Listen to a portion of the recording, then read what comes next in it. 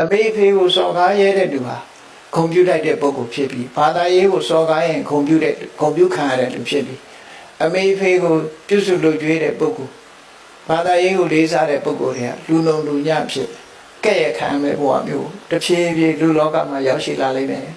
အခုလည်းရောက်နေပြီလေတချို့ဟောမြောက်ပင့်ပေးပြီးတော့လူတွေကတန်ရဲဖြတ်ရဲဖြစ်လာမှတကယ်ကိုဟီးရိုးဆိုပြီးတော့ဖြစ်လာတာဒါဒီဟာရဲ့ဒီဟိုရောင်ချီတန်းနေတဲ့အဓိပ္ပာယ်ကိုပြောပြတာနော်ရောင်ချီတန်းကအဲ့ဒီကနေပြီးတဖြည်းဖြည်းပိုဆိုးလာဖို့ပဲရှိတယ်နောက်ဆုံးသွားလိမ့်မယ်လို့တော့မထင်ဘူးဒါဖြင့်လောဘကစလိုက်တဲ့ပြဿနာတွေဟာဘယ်မှာအဆုံးသတ်တုံးဆိုဒေါသမှာရောက်လာတယ်ခုလောဘရှိရင်ဒေါသဖြစ်လာတယ်ဒေါသဖြစ်လာတဲ့အတွက်ကြောင့်ခုနအဲ့ဒီကြီးမားတဲ့ဒေါသဖြစ်လာတဲ့အခါကျတော့ဘာတွေဖြစ်တုံးဆိုရင်တထန္တရာကတ်ဆိုလက်နဲ့တိုက်ကြခိုက်ကြတဲ့ခေတ်ကိုရောက်လာအဲ့တော့မြတ်စွာဘုရားကဟောထားတာတော့စနစ်တန်းရွယ်ရောက်လို့လူတွေဟာစိတ်ဖောက်ပြန်လာတဲ့အခါမှာတဲ့ဟောခုလည်းပဲဒုံညာကြီးတွေတကားကားနဲ့အနုမြူလက်နဲ့ကြီးတွေတကားကားနဲ့ဘလောက်ကြောက်စရာကောင်းတဲ့အနေထားရှိတော့အားလုံးဟာတကယ်ကိုစွန့်ထက်တဲ့လက်နဲ့ကြီးတွေလေစွန့်တဲ့စင်ကာပူလိုနိုင်ငံဆိုရင်10မိနစ်တွင်ပျောက်သွားနိုင်တဲ့အနေထားမျိုးပေါ့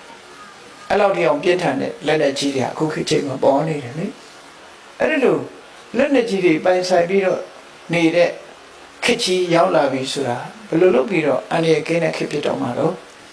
အဲ့ဒီလိုဖြစ်လာပြီဆိုတဲ့အချိန်မှာဘုန်းကြီးတို့တွေမှာဒီ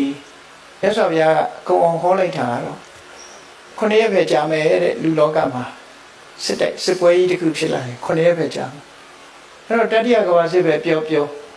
9ရက်နဲ့ပြီးမှာပဲဒီစစ်ပွဲအကြာကြီးတိုက်နေမှာမဟုတ်ဘူးအဲ့တော့စဉ်းစားကြည့်မယ်ဆိုရင်ခုခေတ်အနုမြူစစ်ပွဲဟာဒါ9ရက်နဲ့ပြီးနိုင်တဲ့စစ်ပွဲပဲဒါနဲ့ခုတ်လို့ကတော့မပြီးဘူးနော်အနုမြူစစ်ပွဲဆိုလို့ရှိရင်တော့9ရက်နဲ့ပဲပြီးမှာဖြတ်ခနဲ့ဆိုအကုန်လုံးပြောက်သွားမှာပဲအဲ့ဒါအဲ့ဒီထဲမှာအပုံကောင်းလို့ကြံရတဲ့လူတွေလူရဲ့မျိုးနွယ်စုတွေဟာကံကောင်းထောက်မှပြီးတော့ကြံရတဲ့ပုဂ္ဂိုလ်တွေရှိလိမ့်မယ်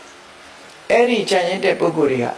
ဘယ်ကစတင်ပြီးတော့လူလောကကြီးကိုပြုစုကြတယ်လဲဆိုမေတ္တာတရားငါတို့ဟာလောဘကြီးပြီးတော့တုံးနဲ့တုံးတကြဖြာချလှုပ်လာကြတာဒေါသတွေနဲ့ကဘာကြီးကပျက်စီးသွားပြီးလုံးဝလူသားမျိုးနွယ်တွေပျောက်ကွယ်သွားပြီးတဲ့အဆင့်ထိရောက်သွားပြီး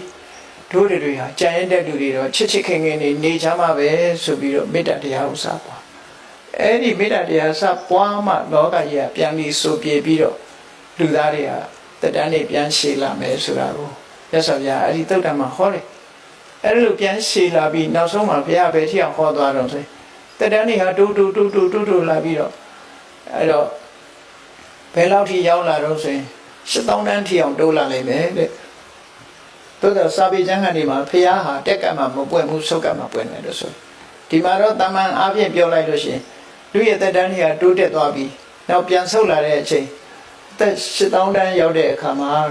သင်္ခဆိုတဲ့စကြဝဠာမင်းကြီးဖြစ်ပေါ်လာလိမ့်မယ်အဲ့ဒီအချိန်မှာလောကမှာအရိမတ္တရာဘုရားပွင့်လိမ့်မယ်လို့အဲ့ဒီစက္ကဝတိတုတ်မှာဟောထားခဲ့တာရှိတယ်နော်အဲ့ဒါကြောင့်မို့အရေးကြီးဆုံးအပါတော်ဆိုရင်မေတ္တာကရုဏာမုဒိတာဥပေက္ခလို့ဆိုတဲ့ဒီတရားတွေကိုယ့်ရင်ထဲမှာဖြစ်ပေါ်အောင်ကြိုးစားကြရမှာဖြစ်တယ်